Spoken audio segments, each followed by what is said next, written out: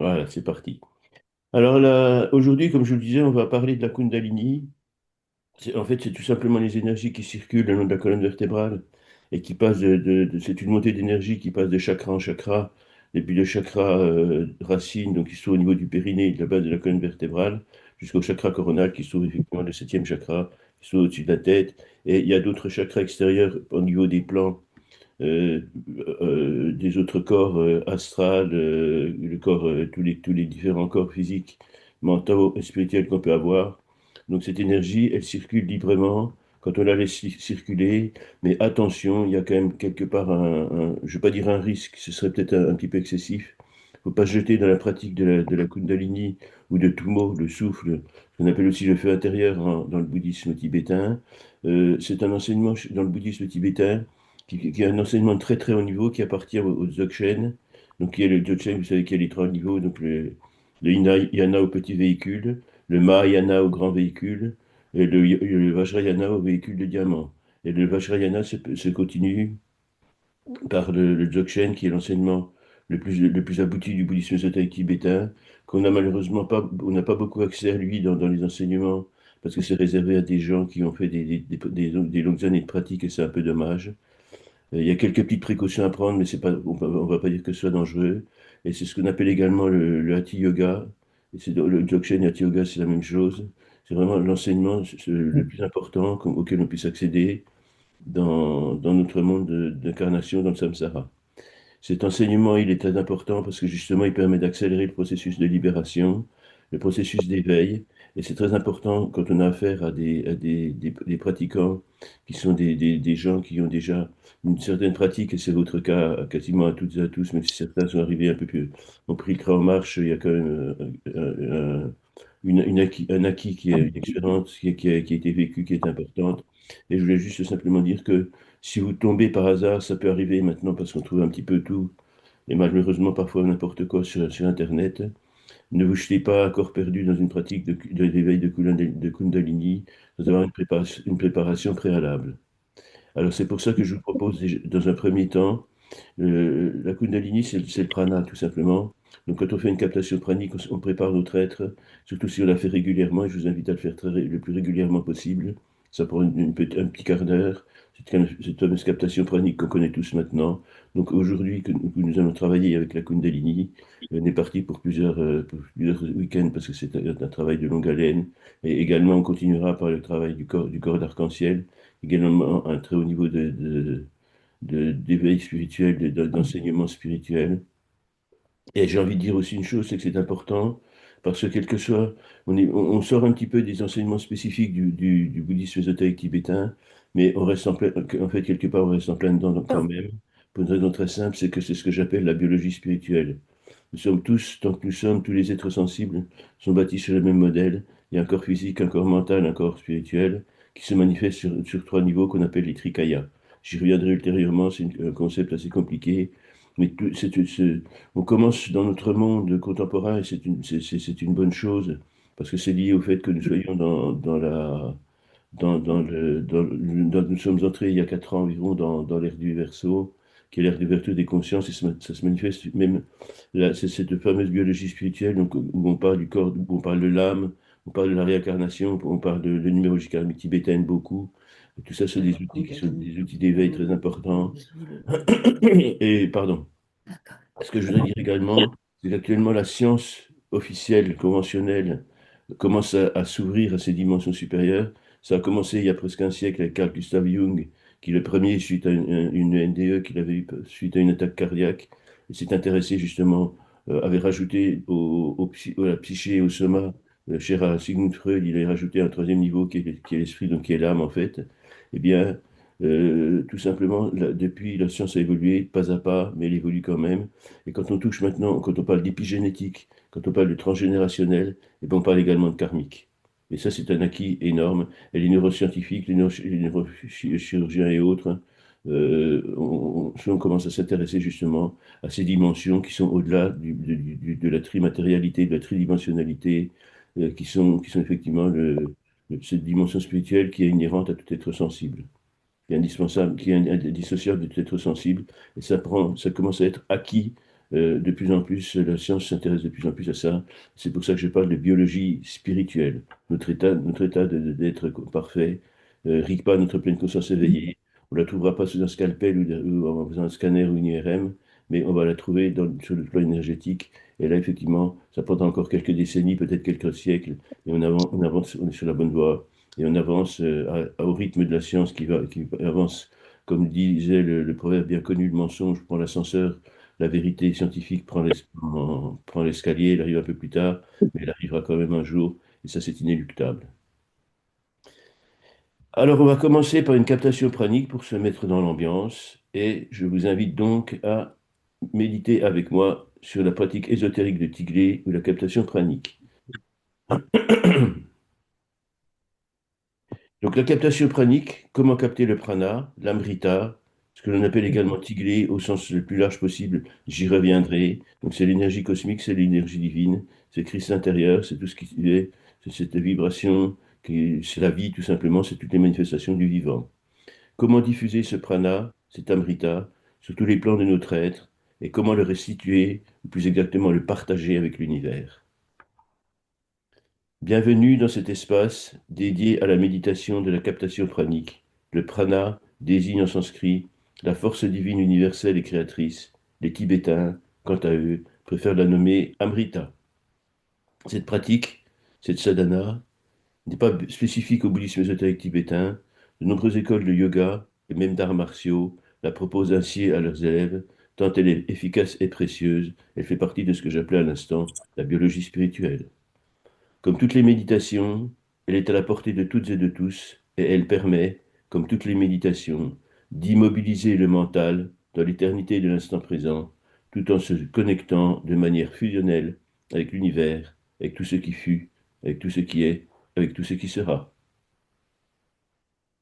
Cette pratique, elle permet donc de régénérer son être physique, tout en élevant son niveau vibratoire spirituel, en se rapprochant de l'ineffable lumière. La captation pranique, elle permet aussi de devenir ce que nous sommes depuis toujours, sans toujours le savoir vraiment, des enfants des étoiles. Fermons les yeux afin de ne pas être distraits de notre pratique méditative.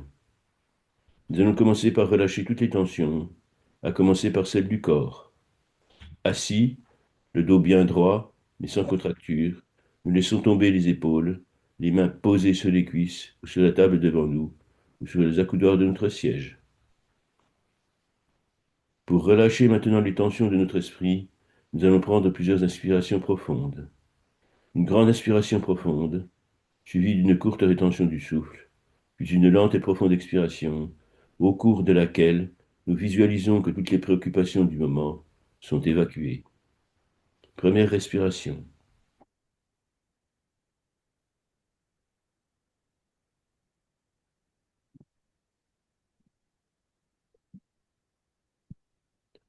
Deuxième respiration.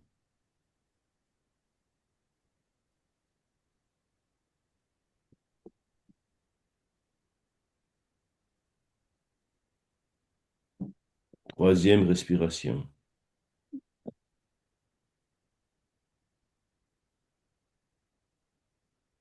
Nous sommes maintenant prêts à recevoir le prana comme le don suprême de l'univers.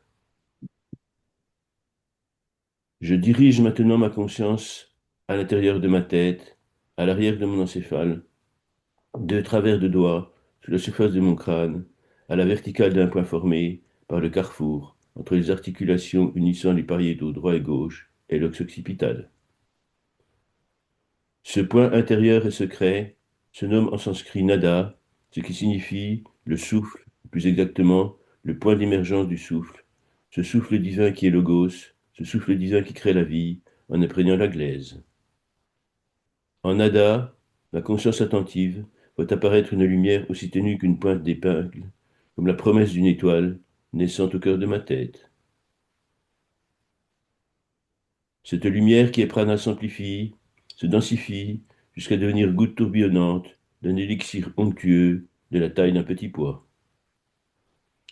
Comme la goutte de pluie ou de rosée qui se sépare de la feuille d'un arbre qui tombe, entraînée par son poids, Tiglé, la goutte de prana, se sépare de Nada et tombe lentement dans Tiglé la coupe, qui se remplit et déborde doucement. Tu oins d'huile ma tête, et ma coupe déborde. Depuis les bords de la coupe, le prana purifié suinte sur la partie inférieure, forme une nouvelle goutte qui s'amplifie et peu à peu descend, d'abord encore réunie à la coupe par un mince filament qui s'étire jusqu'à se rompre, laissant la goutte sacrée descendre doucement dans mon arrière-gorge jusqu'à la pointe de la luette où elle est recueillie par la pointe de ma langue. Je conserve dans ma bouche cette goutte de prana cosmique et je la laisse descendre dans mon être par la ligne dite du devant du corps. La ligne du devant du corps, représentée par la bouche et le nez, les voies aériennes supérieures, les poumons, reçoit ce prana et s'en imprègne jusqu'au plus petit des alvéoles pulmonaires, où le prana, comme l'oxygène, franchit les minces membranes alvéolaires et capillaires sanguines. Il se répand par tout le circuit artériel et veineux, jusqu'aux cellules les plus lointaines, les plus secrètes, en leur apportant catharsis, régénérescence, santé et joie. Visualisons cette imprégnation pranique.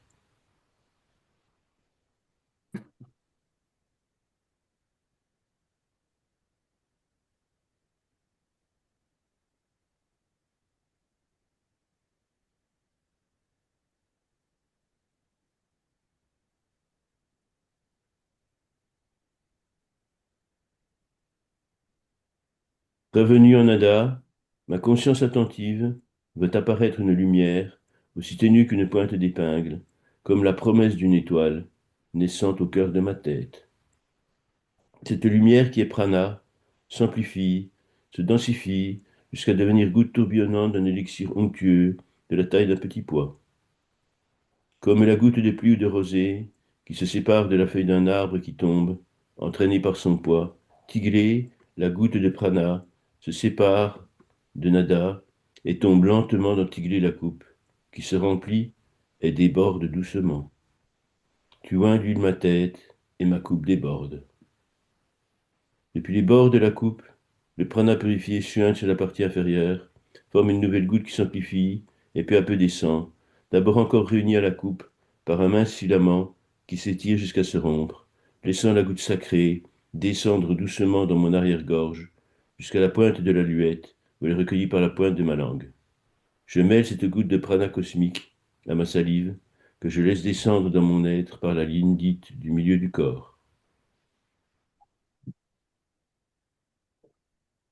La ligne du milieu du corps, représentée par le tube digestif, de la bouche à l'anus, reçoit le prana qui parcourt cette voie, en imprègne au passage toutes les cellules, puis franchit avec tous les nutriments la mince muqueuse intestinale et la paroi des capillaires sanguins. Le prana suit l'absorption des micronutriments et se répand par tout le circuit artériel et veineux jusqu'aux cellules les plus lointaines, les plus secrètes, en leur apportant catharsis, régénérescence, santé et joie. Visualisons cette imprégnation cosmique de prana.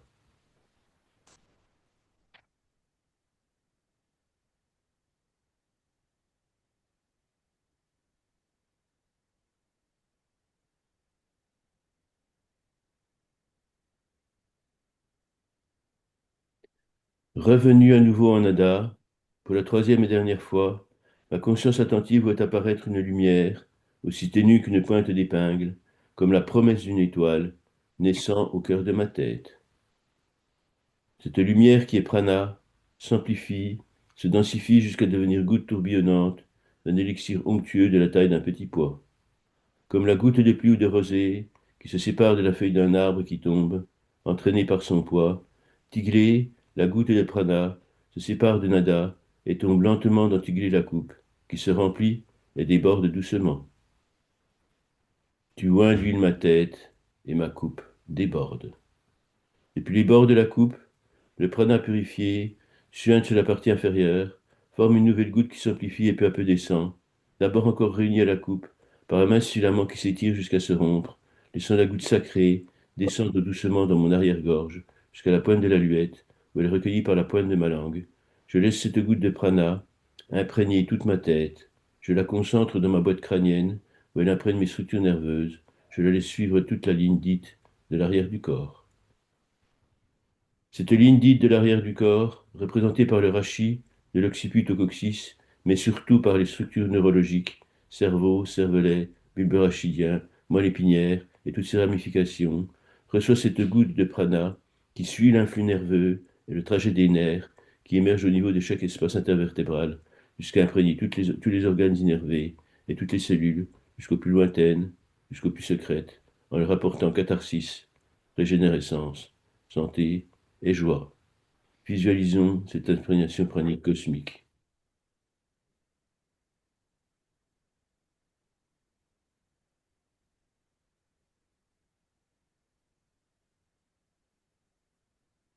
Je prolonge à volonté cet instant de félicité, tout en visualisant tout mon être sur tous les plans, physique, mental, spirituel, imprégné de ce prana qui m'apporte force, santé, énergie. Je partage ce trésor précieux qui rayonne depuis tous les pores de ma peau, jusqu'aux confins de l'univers, de l'espace et du temps, en touchant au passage tous les êtres sensibles et tous les êtres de lumière, avant de me revenir en bénédiction. J'en concentre les effets en récitant 9 fois le mantra de l'éveil spirituel. Aum Mani Padme Hum, Aum Mani Padme Hum, Aum Mani Padme Hum, Aum Mani Padme Hum, Aum Mani Padme Hum, Aum Mani Padme Hum, Aum Mani Padme Hum, Aum Mani Padme Hum, Aum Mani Padme Hum. L'éveil et connexion, et en cet état de grâce permanent, je demeure.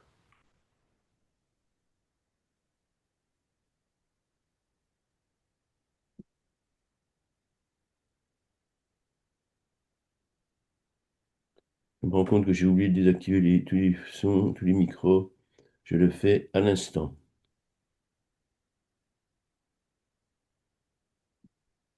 Voilà.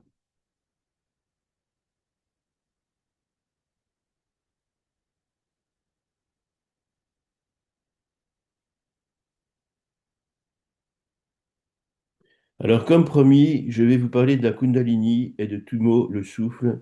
Kundalini et Tumo, l'éveil de Rigpa.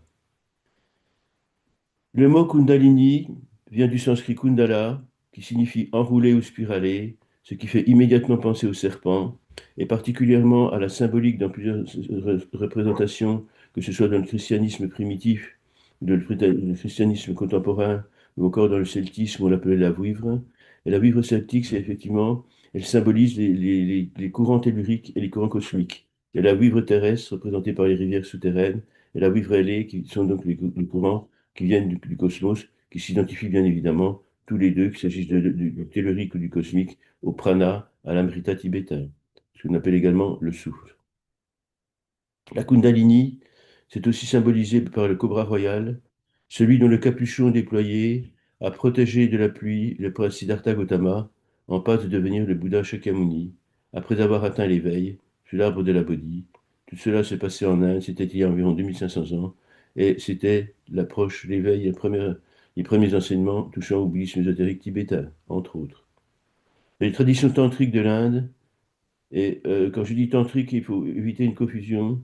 Les cultures, que ce soit dans toutes les traditions indiennes ou tibétaines ou bouddhistes dans tout le monde entier, les enseignements sacrés reposent sur ce qu'on appelle les textes sacrés qu'on appelle soit des sutras, soit des tantras. Et de légères différences de signification. En fait, sutras et tantras sont des textes sacrés. On parlerait des droits canons en christianisme, par exemple. C'est les évangiles, c'est l'Ancien Testament, c'est comment ça s'appelle, l'Apocalypse, etc. Tous les textes sacrés, également les épîtres de Paul, les différentes épîtres de Saint Paul. Et tout ça, ça forme un ensemble que dans le bouddhisme et dans l'hindouisme, on appelle les sutras et les tantras. Dans le langage courant, on confond souvent tantrisme avec le tantrisme, une part du tantrisme qui est particulière et qui repose également sur l'éveil de la Kundalini, mais en utilisant des stimulations d'ordre sexuel. C'est quelque chose de particulier. Le tantrisme, c'est l'ensemble des enseignements avec les sutras et les tantras, mais c'est une petite partie de cet enseignement qu'on retrouve par exemple dans le Kama Sutra. Et effectivement, sutra, tantra sont des enseignements, et le tantrisme en général, c'est pas le tantrisme sexuel. Il faut pas faire la confusion entre les deux, même si très souvent, dans différents textes contemporains, quand on parle de tantra, on parle automatiquement du tantrisme sexuel. C'est une grande différence entre les deux, même si le but est ultime, c'est dans tous les cas de réveiller la Kundalini, donc de faire en sorte que notre prana, notre énergie cosmique, monte tous les 7 échelons de l'échelle des chakras pour justement nous permettre d'atteindre l'éveil. C'est une technique spécifique très particulière. Il y en a beaucoup d'autres, certaines qu'on a déjà vues, comme le guru yoga, le mantra des 100 syllabes, etc., etc. Alors, cette Kundalini, elle est donc souvent symbolisée comme un serpent, levé 3 fois et demi autour du lingam. Le lingam, c'est une représentation symbolique phallique du masculin sacré, premier lieu avec l'union avec le yoni, qui lui est la représentation symbolique du féminin sacré. On parle de tantrisme dans ce cas-là d'ordre sexuel, bien évidemment. L'éveil de la Kundalini marque le début d'un processus d'union entre la conscience individuelle et la conscience universelle, la connexion fusionnelle avec la matrice, telle que pratiquée dans le Vajrayana et le Dzogchen tibétain, lors de la captation pranique ou lors du Guru Yoga, par exemple. Et dans chaque méditation, quand on travaille, quand on prend refuge en le Bouddha, en le Dharma, en la Sangha, en le Guru, en le Yidam, en la Dakini, en son propre esprit Rigpa, et bien quelque part, c'est une façon d'éveiller aussi cette Kundalini, parce que justement les méthodes sont multiples et elles ne sont pas toutes aussi rapides, aussi efficaces. Et par contre, c'est pour ça que je vous disais tout à l'heure qu'il faut faire attention. Il y a des méthodes très rapides, donc si on n'est pas préparé, il faut les éviter. Il n'y a pas de risque de mortel, bien évidemment, mais il peut y avoir des perturbations au niveau du système immunitaire, au niveau du système nerveux, au niveau de tous les métabolismes, parce que justement, on va un petit peu apporter trop d'énergie. C'est comme si si vous branchez un appareil électrique sur un courant qui n'est pas propre, qui n'est pas fiable. Eh bien, les fusibles vont sauter. C'est pas grave, on les change et c'est reparti pour un tour. Là, c'est pas un petit peu différent quand même. Il n'y a pas de fusible qui saute, mais vos chakras peuvent recevoir des excès d'énergie, vont se manifester par des signes. Alors, ça n'arrivera pas dans les enseignements que je vous donne, parce que justement, nous sommes déjà préparés par cette pratique régulière que l'on fait depuis des semaines et des mois et des années, qui s'appelle la captation pranique. Notre corps est préparé, il n'y a pas de risque de survoltage, mais quelqu'un qui va se lancer dans une pratique de très haut niveau, sans précaution, il y a un danger, et c'est vrai que le danger vient du fait que maintenant, sur Internet, on trouve un petit peu tout, et malheureusement, il n'y a pas forcément de préparation préalable. Donc, soyez vigilants. Si vous tombez sur des pratiques de Kundalini, on retrouve sur des sites internet, j'ai pas trop regardé, mais si vous regardez Kundalini, vous allez avoir des propositions de méditation qui promettent l'éveil en 2 temps, 3 mouvements. Soyez prudents, ne faites pas ça. Si par extraordinaire, vous décidiez quand même de suivre une pratique qui soit un petit peu dangereuse, entre guillemets, une fois de plus, je dis le mot, mais faut pas tomber non plus dans la psychose. Les manifestations, quand on voit que l'énergie circule trop, c'est déjà, on ressent une vibration dans la colonne vertébrale. Ça, faut arrêter la pratique tout de suite. On peut ressentir une tension à l'arrière dans le front, à l'arrière des yeux, là aussi, il faut arrêter tout de suite. Et si on ressent également une chaleur importante qui monte, qui monte, qui monte dans le bassin, dans l'abdomen et dans le thorax, ça aussi, il faut arrêter. C'est les 3 principaux signes. Si vous avez l'impression que votre cerveau s'emballe, que votre esprit, ça nous arrive des fois de temps en temps, une sorte d'état d'exaltation psychique, là aussi, il faut faire attention, c'est que la pratique n'est pas adaptée à votre préparation. Mais il suffit de s'arrêter, tout simplement, d'ouvrir les yeux, de respirer doucement, de se lever, de faire quelques pas, de préférence dehors ou d'aller respirer à la fenêtre, et ça passe tout seul. Donc c'est pas grave, mais il faut pas insister, parce que c'est vrai qu'on peut être tenté quand on fait des expériences spirituelles, quand il se passe quelque chose de nouveau, on dit tiens, ça y est, il m'arrive quelque chose de bien. Et on laisse les choses faire. Non, quand on a des choses qui sont désagréables qui apparaissent, des malaises, enfin des malaises, le mot là aussi est un petit peu exagéré, mais des sensations de mal-être, l'impression de plus tout contrôler, on arrête et on passe à autre chose, et on passe à une méditation qui nous soit plus adaptée. Donc faites attention, ça risque rien avec les enseignements que je vous donne, parce que je suis très vigilant par rapport à ça. Donc la Kundalini, qu'est-ce que c'est? Quelle est la nature de la Kundalini? Eh bien la Kundalini, ben, c'est Tiglé, tout simplement, c'est le prana, c'est Amrita, c'est Tumo, le souffle divin, le verbe, le logos. C'est une énergie physique qui n'est pas ordinaire, c'est une énergie subtile et transcendante, ce qu'on appelle en sanskrit la Sakti, l'énergie, le principe féminin de la conscience divine qui se manifeste en Shiva, et c'est l'union justement donc de Shakti, cette énergie, et Shiva, notre essence divine. Cette vibration est divine, bien évidemment, elle est le lien, la connexion intime et fusionnelle entre le nirvana et le samsara, tant il est vrai qu'il n'y a pas dans l'univers un seul endroit aussi infinitésimal futile qui ignore la présence du divin, que l'on appelle dans le bouddhisme ésotérique tibétain Kundun, qui signifie la présence. D'ailleurs, c'est aussi comme ça que l'on appelle, c'est une des appellations ésotériques de sa sainteté, le Dalai Lama. Kundun, la présence. Donc, cette énergie, effectivement, on parle, souvenez-vous, le schéma traditionnel de l'univers, là aussi on parle non plus de biologique, hein, de spirituel, mais de physique spirituelle, tout simplement, physico-chimie spirituelle, c'est qu'il y a un univers qui s'appelle le nirvana, le monde sacré de tous les Bouddhas, la matrice universelle qui englobe tout, et à la base de ce nirvana, il y a une cristallisation tridimensionnelle qu'on appelle le samsara, c'est le monde de l'incarnation, c'est le monde où on vient apprendre certaines choses que l'on doit apprendre, des choses que l'on doit purifier, et surtout pour que jamais nous n'oublions que les lois fondamentales de la vie, du vivant, du divin, c'est les quatre incommensurables, c'est amour inconditionnel, compassion infinie, joie empathique, équanimité impartiale. Et je dirais également Mani, le joyau, symbole de la sagesse, de la connexion, pardon, de la compassion, et Pema, le lotus, symbole de la sagesse, de la vacuité. Compassion et vacuité, Aum Mani Padme Hum. Mais vous le savez déjà, je fais juste un rappel. Donc pour nous placer par rapport à cette Kundalini, ce souffle divin. Aum, le corps physique, le corps mental et le corps spirituel, d'un être incarné dans la matière imparfaite du samsara, lieu d'exil et d'apprentissage et de purification, de catharsis, de rédemption, cristallisé dans la souffrance tridimensionnelle, pour que toutes et tous nous apprenions et n'oublions jamais que la seule et unique loi divine universelle, originelle, essentielle, ultime, se décline en amour inconditionnel, joie empathique, compassion infinie, équanimité impartiale que par la magie de Mani, le joyau, symbole de la sagesse de la compassion, et que par la magie de Pema, le lotus, symbole de la sagesse de la vacuité, Aum se sublime en Hung, le corps, la parole et l'esprit d'un Bouddha. Tel est le sens de Aum Mani Padme Hung, le mantra des 6 syllabes, qui s'exprime également par Aum Ha Hung, car Ha, le souffle de Chenrezig, est équivalent de Mani le joyau et Pema le lotus, qui sont des attributs de Chenrezig. Et surtout, n'oublions jamais que ces deux mantras, identiques en leur essence, nous relient à l'ineffable vibration de Padmasambhava, l'insurpassable Bouddha né du lac et du lotus, Guru Rinpoche, le maître très précieux. D'ailleurs, la Kundalini, l'éveil de la Kundalini, qu'on appelle en sanskrit, ou de Tummo, comme on l'appelle en tibétain, sont indissociables de l'énergie de Padmasambhava et de Chenrezig, et de Yashitsogal, bien évidemment, qui est la parèdre mythique, l'épouse mythique et mystique de Padmasambhava.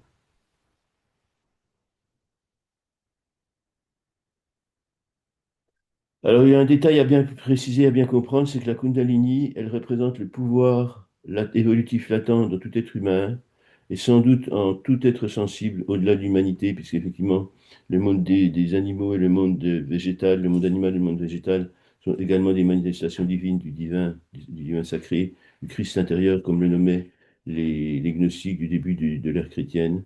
La potentialité de réaliser sa nature véritable, mais c'est une potentialité qui n'est pas une croissance comme un végétal, comme un arbre qui pousse et qui grandit. Notre identité divine, notre Rigpa, elle est parfaite et immuable de toute éternité. Elle n'est pas, nous ne sommes pas des Bouddhas en devenir, en potentiel d'évolution. Nous sommes des Bouddhas, mais on ne le sait pas, parce que notre identité, elle est cachée sous justement des voiles d'ignorance, des scories impures, et nous sommes tous comme le monde matériel, cette transmutation, pour ceux qui ont reçu l'enseignement de l'animologie tibétaine, c'est le symbole de la pyramide. La matière du samsara, elle est de même nature que la matière, entre guillemets, en tout cas que la nature propre du nirvana, donc qui est divine. C'est justement le symbolique alchimique, c'est l'or le plus pur, qui n'est pas transformé, la matière n'est pas transformée, le plomb vil n'est pas transformé en or pur et parfait, divin.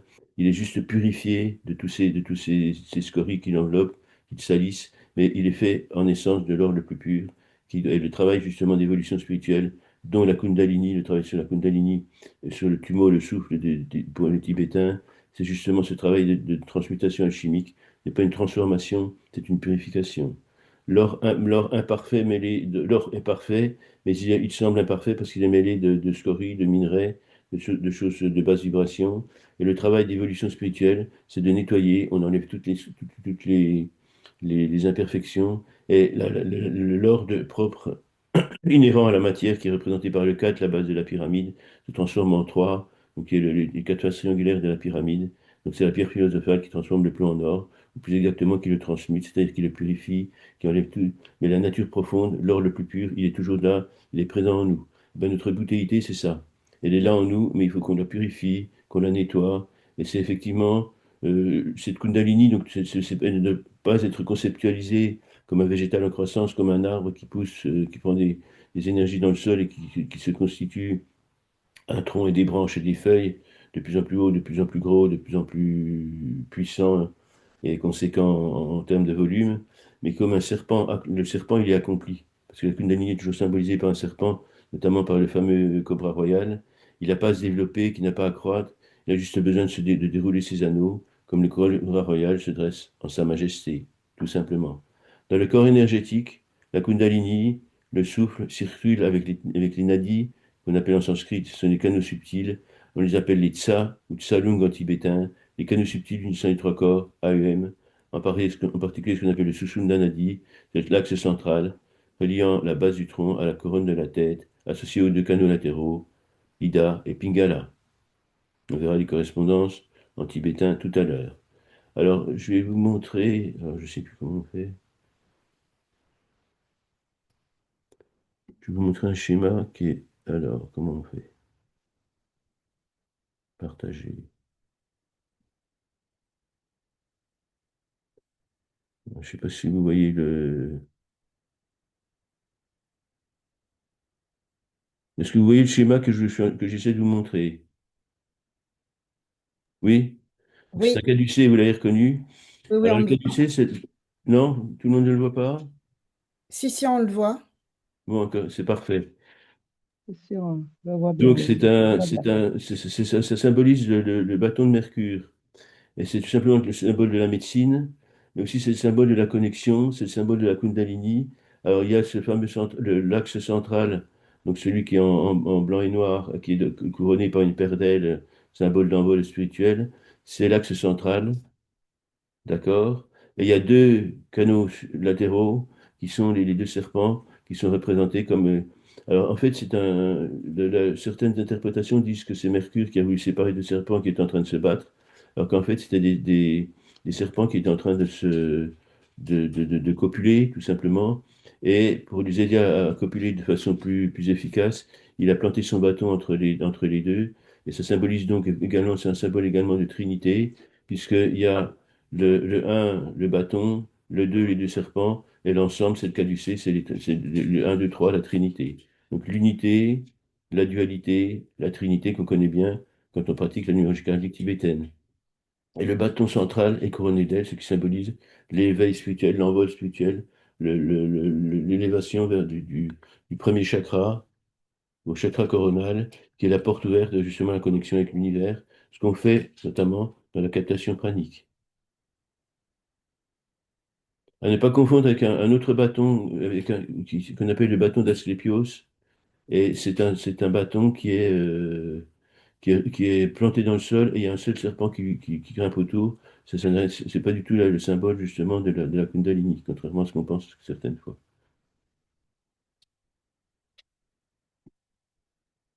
Voilà. Alors par contre, voilà. Le processus d'éveil. Alors, l'ascension de la Kundalini se décrit comme un chemin de transformation intérieure, ou plutôt de révélation. Il n'y a pas de phénomène évolutif, il y a un phénomène de purification, de catharsis.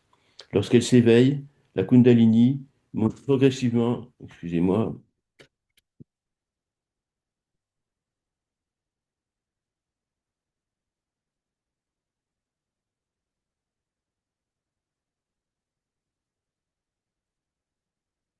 excusez-moi de cette interruption momentanée.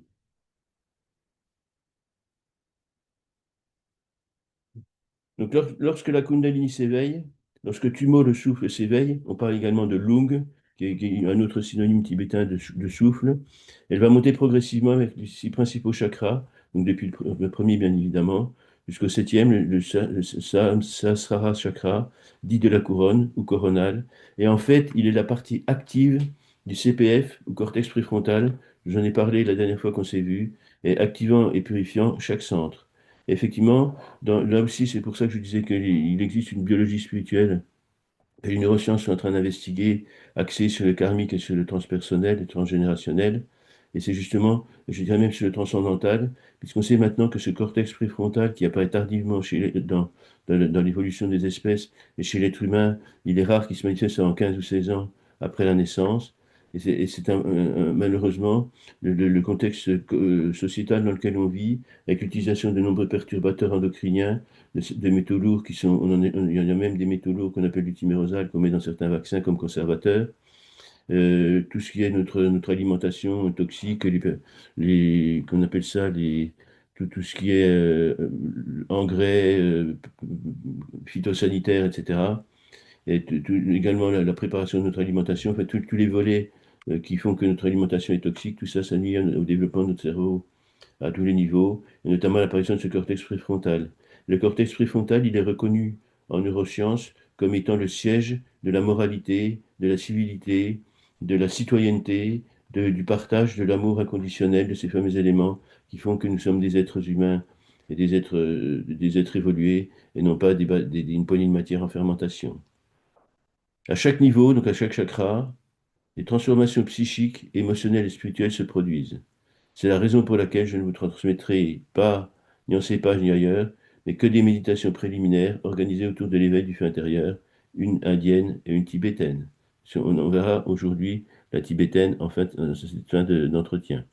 Le tantrisme, comme je vous l'ai dit tout à l'heure, il associe des pratiques méditatives à des pratiques physiques, quand on parle de pratiques dont certaines rejoignent le domaine de la sexualité de couple, occasionnellement de groupe, mais cela reste souvent, en l'occurrence, une dérive sectaire et perverse. Donc le tantrisme sexuel, ça se fait entre deux personnes. C'est pas une orgie de groupe, bien évidemment, parce que là, on perdrait. Et cette relation est axée vraiment sur l'affectivité, sur l'émotionnel, de bonne aloi, et sur des pratiques sexuelles, effectivement, mais qui touchent le couple et sans dérive, sans autre dérive. Alors, c'est pour ça que je vais parler également tout à l'heure du Kama Sutra. Il ne faut pas confondre le Kama Sutra, c'est peu à peu éloigné du but spirituel. Au départ, on parlait effectivement, c'était des pratiques tantriques pures et dures vouées à l'évolution spirituelle des deux individus, et qui s'est peu à peu éloigné du but spirituel d'éveil pour devenir un recueil de positions d'accouplement, parfois acrobatiques, souplesse oblige, indispensable, orchestrée et mise en place sur le thème du culte de la jouissance physique ou orgasme. On s'éloigne de l'éveil spirituel, et c'est pour ça que je disais qu'il faut faire très attention quand on parle de tantrisme, on ne parle pas de Kama Sutra, on parle de tantrisme, soit effectivement sexuel, c'est reconnu, il y a des pratiques dans le bouddhisme ésotérique tibétain et même dans l'hindouisme. Et on voit beaucoup de temples où on retrouve des images, des choses comme ça. C'est un peu tendance à disparaître. Il reste quand même la position Yablum qu'on voit de plein de façons différentes. Je vous montrerai une représentation statuaire tout à l'heure, que vous connaissez déjà, je pense. Et en fait, le tantrisme au sens large, c'est vraiment l'éveil. Le tantrisme au sens large, c'est la pratique de la Kundalini, de l'éveil de la Kundalini, de Tumo, le souffle tibétain, avec une petite partie particulière qui est justement le tantrisme sexuel. Il ne faut pas confondre tantrisme et tantrisme sexuel. Ça participe de la même volonté d'éveil, mais ce n'est pas du tout les mêmes pratiques mises en jeu.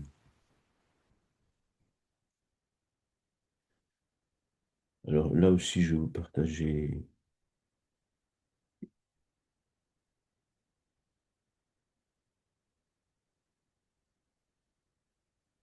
Bon, pourquoi il n'est pas en grand? Ah, voilà.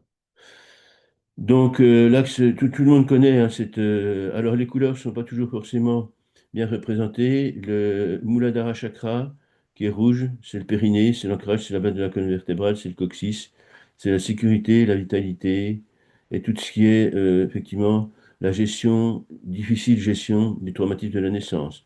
C'est pour ça qu'on peut méditer, quand on a des problèmes justement d'incarnation ou d'ancrage, on médite sur cette puissance intérieure. Je vous dirai comment on fait pour méditer chakra par chakra. Le deuxième chakra, de couleur orange, ou Swadhisthana chakra, correspond au nombril, à peu de choses près. C'est la fluidité, c'est la créativité, c'est tout ce qui touche à la sexualité, et en fonction organique, ces deux premiers chakras, Muladhara et Swadhisthana, qui correspondent aux fonctions primaires, mais pas primitives forcément, de, d'assimilation de la nourriture, d'ancrage dans le monde de l'incarnation. Et c'est très important. La tête dans les étoiles, c'est important. Il faut garder les pieds sur terre quand même. Et l'ancrage par ces deux chakras nous permet justement cet ancrage et cette sécurité, cette acceptation de l'incarnation. C'est très important. Le Manipura chakra, le troisième, donc c'est jaune, c'est le plexus solaire. C'est la volonté, c'est la force et le pouvoir, c'est la digestion aussi également. L'intégration dans le monde de l'incarnation, c'est ces trois premiers chakras. Si on visualise entre le chakra du plexus solaire, c'est aussi le yang, très puissamment le yang ancré. C'est le soleil, bien évidemment, donc c'est un symbole phallique et masculin sacré également. Entre le chakra jaune et le chakra vert, vous avez ce qu'on appelle le diaphragme. C'est le muscle qui est la base qui couronne l'abdomen et qui va séparer le côté matériel, c'est le milieu du corps, et le côté plus spirituel, l'élévation. Après, on passe au vert qui est le chakra du cœur, le bleu, etc. Donc c'est un endroit très important. Et il y a beaucoup de gens qui ne sont pas préoccupés de spiritualité, qui malheureusement restent ancrés à ce niveau. Et c'est embêtant parce que justement, ça ne leur permet pas d'avoir un éveil spirituel, donc de se préparer à avancer au développement personnel. C'est dommage pour eux, mais on peut toujours inverser les choses parce qu'effectivement, par l'enseignement, par la révélation, c'est pour ça qu'il est important de semer le bon grain pour que jamais il ne meure. Il y a un point de détail important. Là aussi, on retombe dans l'anatomie, physiologie et biologie spirituelle. Nous avons à l'avant de la colonne vertébrale un muscle très particulier qu'on appelle le psoas. En boucherie, chez les animaux de boucherie, c'est ce qu'on appelle le filet, tout simplement. Et c'est un organe chez l'humain qui pèse un peu moins d'1 kilo. Il est bilatéral, il y en a un de chaque côté de la colonne vertébrale. Et il s'épanouit au niveau du bassin. Il est le lien entre la partie haute et la partie basse. Il est le lien entre justement ce côté matériel et ce côté plus spirituel, entre l'ancrage et entre la spiritualité. Les pieds sur terre et la tête dans les étoiles, ça va ensemble. Et ce psoas, il est souvent le siège de beaucoup de douleurs, parce qu'il est aussi le moteur de l'articulation au niveau de la colonne vertébrale, surtout au niveau de la colonne lombaire. C'est pour ça qu'il y a beaucoup de gens, il accumule beaucoup de toxines sur le plan énergétique, mais également sur le plan physique, notamment tout ce qui touche aux déchets, aux radicaux libres provoqués par la contraction musculaire. Et il y a un exercice très simple à faire, c'est ce qu'on appelle les fentes avant, latérale droite, latérale gauche. C'est-à-dire qu'on se met accroupi, une jambe en avant à angle droit opposé sur une chaise, et on met l'autre jambe très en arrière pour justement étirer ce psoas. C'est une technique simple qu'on utilise beaucoup dans les arts martiaux pour justement libérer et faciliter le passage du troisième chakra au quatrième chakra. Je referme la parenthèse. Le quatrième chakra, ou Anahata chakra, il est vert, c'est le cœur, c'est l'amour, la compassion, l'ouverture, le relationnel avec les autres, la compréhension du chiffre 2, donc qui sont les autres dans le numéro Chikami tibétaine. Et c'est aussi le début de l'altruisme et du partage. On devient un être quasiment mécanique, en tout cas automatisé par ses réflexes primitifs de dopamine au niveau du système du cerveau reptilien. On passe à un niveau supérieur de conscience. Et là aussi, c'est le début de l'émergence du cortex préfrontal. Donc le cœur, effectivement, qui est et le cinquième chakra, donc ou Visuddha chakra, il est bleu, c'est la gorge, l'expression, la vérité, la communication. Là aussi, ça confirme le développement spirituel, le partage avec les autres, la civilité, le bon relationnel qui s'est déjà initialisé au niveau du chakra du cœur. Nous sommes, globalement, l'humanité, on considère que elle est en train de passer du cinquième chakra, qui est l'air de la communication. Et quand on va dans les gens dans la rue à table ou partout, aux toilettes, et quasiment presque sous la douche pour certains, avec leur portable, leur téléphone, leur smartphone à la main, on se rend compte qu'effectivement, on est sur une ère de communication, une époque de communication, mais pas forcément bien gérée. On est un petit peu tombé dans l'excès, voire dans l'hystérie. Mais bon, on n'est pas là pour juger. Le sixième chakra, qui est violet, donc qui est couleur améthyste en fait, c'est l'ajna chakra. C'est la vision intérieure, c'est le développement de l'intuition, c'est le troisième œil, et c'est l'épanouissement du cortex préfrontal. Parce que justement, c'est le troisième œil, c'est l'hypophyse, c'est l'épiphyse, c'est Tiglé, la goutte et la coupe merveilleuse. Et on verra que Tiglé, c'est beaucoup plus que ça. Tiglé, c'est aussi quelque chose qui nous transcende. qui est la lumière, qui est une manifestation de la force d'espèce de bulle. Quand on pratique certaines méditations, c'est sous la forme de bulles irisées qui flottent autour de nous et en nous. C'est l'énergie, c'est la circulation de l'énergie. C'est une façon de désigner Tiglé ou Bindu en sanskrit. C'est aussi une façon, une manifestation de la Kundalini, du prana, de l'amrita. Et le septième chakra, le coronal, également violet, oui, qui est donc beaucoup plus. C'est l'ouverture vraiment de la connexion avec le monde par justement Bindu, où Tigli il a goûté la coupe merveilleuse. C'est le Sahasrara chakra. On l'a représenté sous doré, bleu, bleu, bleu, violet. C'est le coronal, c'est la connexion, c'est l'union, c'est la béatitude, c'est la conscience pure, c'est l'éveil de Rigpa. Ces petits préambules étant mis en place, alors oui, je vous ai parlé quand même des effets indésirables et précautions, je reviens dessus.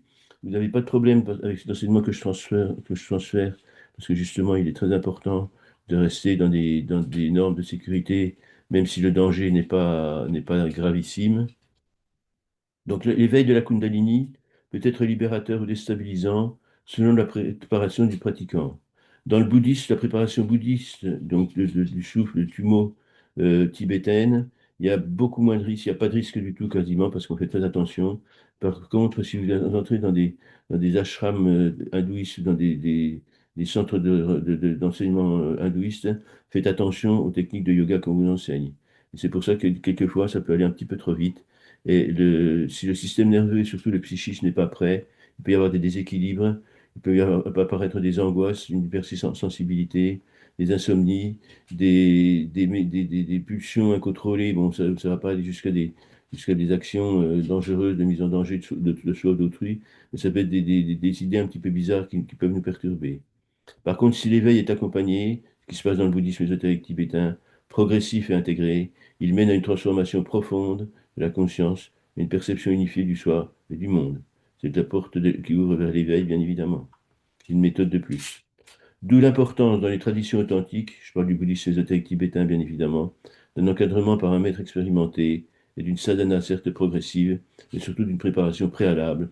On ne se lance pas dans la pratique de la Kundalini comme premier exercice méditatif. Si vous êtes un pratiquant déjà du Guru Yoga comme on l'a fait avec Padmasambhava, avec Chenrezig, ou avec Tara verte et Tara blanche et d'autres, eh bien, et Sangye Menla, il n'y a pas de souci, vous êtes préparé, vous êtes habitué. Et de plus, je ne vous proposerai pas de techniques dangereuses parce que c'est complètement inutile, c'est contre-productif et ça peut bloquer le méditant dans une étape intermédiaire d'éveil et ça peut durer un certain temps. Donc attention, je vous engage à faire attention à ne pas vous jeter à corps perdu dans un éveil de la Kundalini, comme je le disais, on peut trouver ça sur Internet. Je trouve que c'est un petit peu absurde.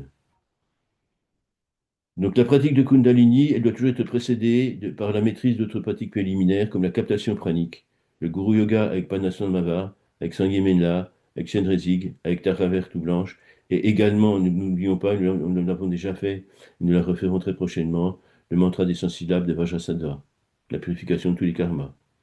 Et là, c'est important, je vous demande de retenir ça, donc vous aurez le texte bientôt, je vais vous l'envoyer cet après-midi.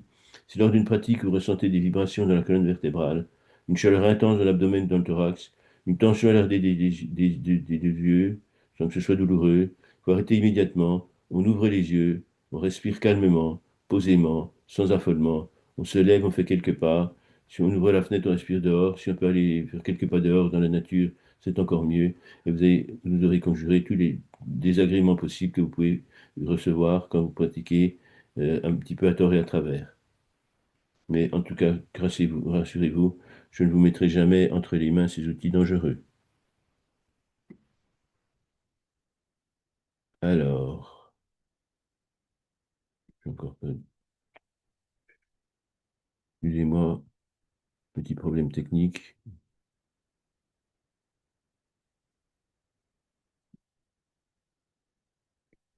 Bon,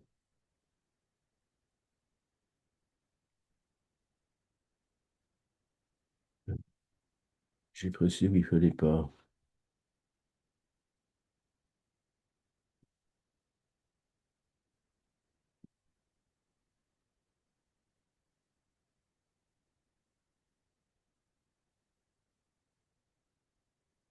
partez pas, j'arrive. Je m'en vais pas. Je suis en train de régler un petit problème technique.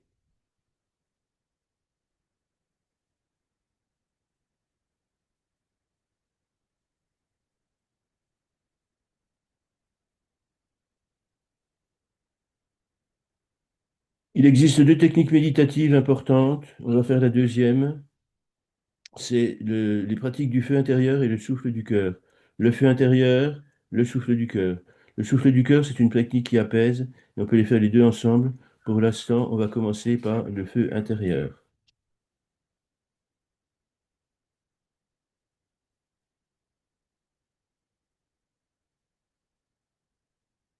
Excusez-moi.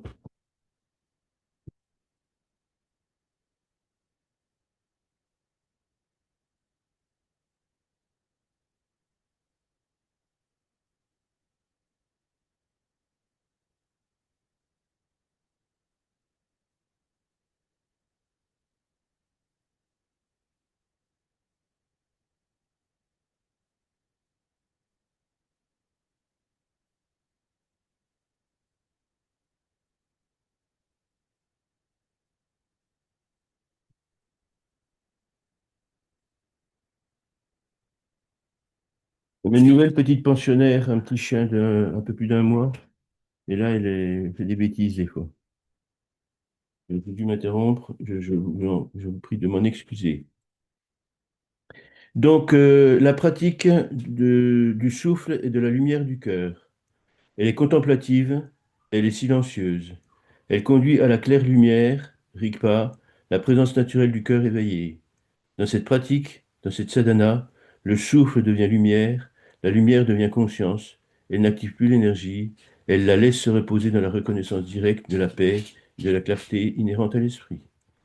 Je vous présente donc ici le texte complet de la méditation en version courte, d'une durée approximative de 12 minutes, mais elle peut être beaucoup plus longue si on décide d'intégrer à cette méditation des espaces d'introspection, ce que l'on appelle souffle dans le texte. On commence bien évidemment comme toute pratique méditative, et c'est justement ça qui nous permet d'être protégés et de ne pas connaître du moindre désagrément dans la pratique. Donc, on commence par une prise de refuge préalable et on se met sous la protection du mantra universel de Padmasambhava et de Chenrezig, Aum Prahung, Aum Prahung, Aum Prahung, Aum Prahung, Aum Prahung, Aum Prahung, Aum Prahung, Aum Prahung, Aum Prahung. Je remercie tous les Bouddhas du passé, du présent et du futur de m'apporter leur aide, leur soutien, leur protection, leur inspiration et leur assistance tout au long de cette pratique et à chaque instant de ma vie, pour le plus grand bien de ce qui fut, est et sera, et conformément à la légitimité des lois karmiques et à la légitimité du divin plan. En le Bouddha, en le Dharma, en la Sangha, je prends refuge jusqu'à l'éveil. En le gourou, en le yidam, en la dakini, je prends refuge jusqu'à l'éveil. En mon propre esprit Rigpa, en mon propre esprit Rigpa, en mon propre esprit Rigpa, je prends refuge jusqu'à l'éveil. Aum Prahung, Aum Prahung, Aum Prahung, Aum Prahung, Aum Prahung, Aum Prahung, Aum Prahung, Aum Prahung, Aum Prahung, Aum Prahung, Aum Prahung, Aum Prahung. Continuons par notre installation dans le souffle paisible. Fermons doucement les yeux. Ressentons notre corps s'installer, stable mais léger à la fois. La colonne vertébrale est droite, la respiration est naturelle et paisible.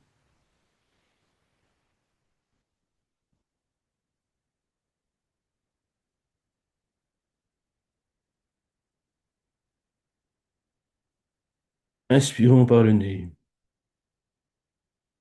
Visualisons et sentons l'air descendre dans notre ventre. Expirons lentement en relâchant tout effort, toute saisie, toute préoccupation. Simplicité est naturelle. Respirons.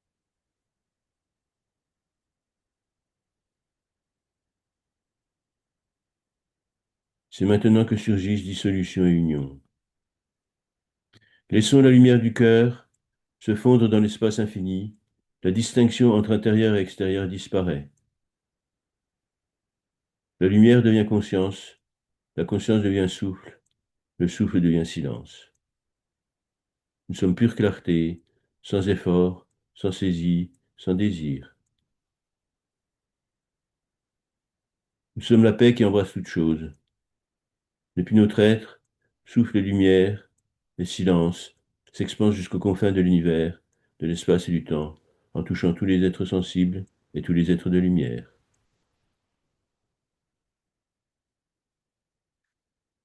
Aum Prachung, Aum Prachung, Aum Prachung, Aum Prachung, Aum Prachung, Aum Prachung, Aum Prachung, Aum Prachung, Aum Prachung.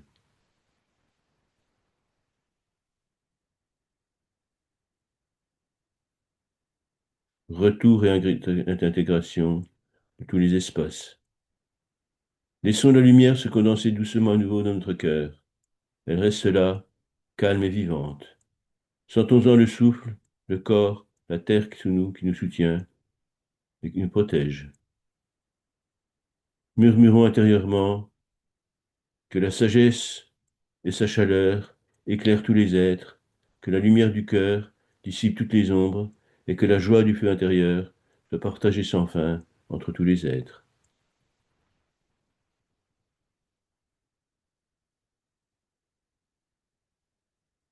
Respirons une dernière fois profondément.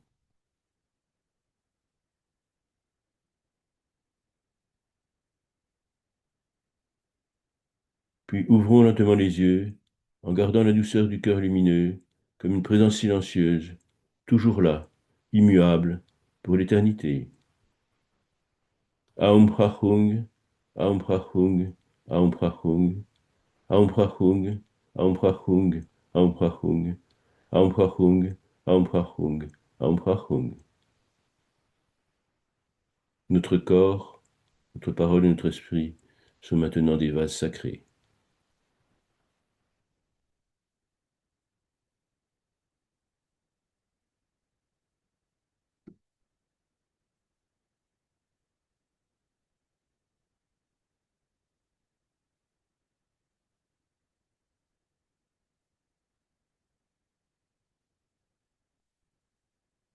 Vous pouvez revenir paisiblement dans l'ici et maintenant.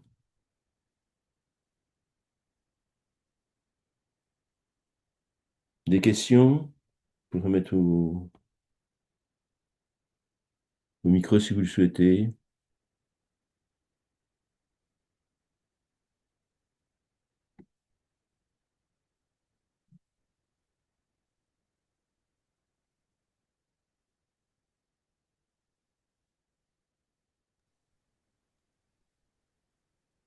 Vous pouvez vous réveiller.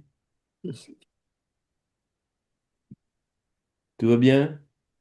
Oui, ça va. Pas bien. C'est Je sais pas vous, mais puissant. moi je trouve qu'elle déchire quand même cette méditation. Ah ouais, Ah, elle est c'est très magnifique. puissant.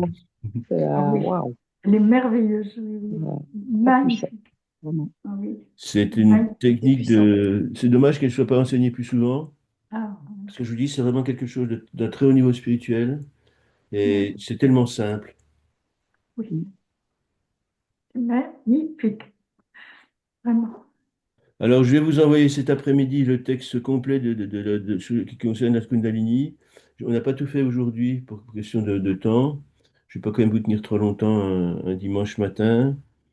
C'est surtout il y a donc il y a la partie explication de ce qu'est la Kundalini. Je rentre dans les détails. Et après, il y a les deux pratiques méditatives. Donc la première, c'est celle du feu intérieur qu'on n'a pas faite. La deuxième, c'est celle de la lumière du cœur, du souffle du cœur qu'on a faite. La pratique, vous pouvez la lire, mais ne la faites pas. On la fera ensemble, d'accord? Il n'y a pas de risque, hein. Si vous la faites quand même, si vous n'allez pas mourir d'opérer de mort, c'est pas ça, hein. Mais je préfère qu'on la fasse ensemble. C'est pour ça que j'ai commencé par la deuxième plutôt que par la première. Par contre, la deuxième, vous pouvez la faire, elle sera en plus enregistrée, donc il n'y a pas de souci. Vous aurez ça, vous aurez l'enregistrement de cet après-midi de la vidéo et du texte complet. Est-ce que vous avez reçu tous, toutes et tous, le texte sur le corps d'arc-en-ciel? Oui. Ok. On y reviendra ultérieurement hein, sur ce corps d'arc-en-ciel parce que c'est aussi une technique de haute méditation. Ben, s'il n'y a pas de questions, je vais vous laisser tranquille. Je vais vous dire que Tachidélé, que toutes les bénédictions vous accompagnent et que le Bouddha qui est en moi, par le corps, par la parole et par l'esprit, salue le Bouddha qui est en vous. Bon dimanche. Merci. Merci. Merci à Bon vous. Merci de dimanche. votre Merci présence. beaucoup. J'ai un Merci. message pour, je ne sais pas s'il est là, pour, comment il s'appelle, Olivier. Est-ce qu'il est là, Allô? Olivier? Il me semble que Oui, oui. je suis là. Oui. J'ai pas oublié ce que tu m'as demandé, hein. Oui, merci. Je t'enverrai ça très rapidement dans le cours de la semaine prochaine. Je t'envoie mon adresse email, adresse postale par email. Je l'ai, tu me l'avais envoyé. Ah, très bien, super. Il n'y a pas de Et souci, j'ai pas oublié. donne-moi un mail avec Voilà, combien je je vais te dois, bien sûr. Oui, non, mais t'inquiète pas pour ça. Bonne journée, bon dimanche, bonne semaine, et je vous dis à très très bientôt. Merci. À Merci. bientôt. Au Bon revoir. dimanche. Au Bon revoir. dimanche à toi. Au revoir.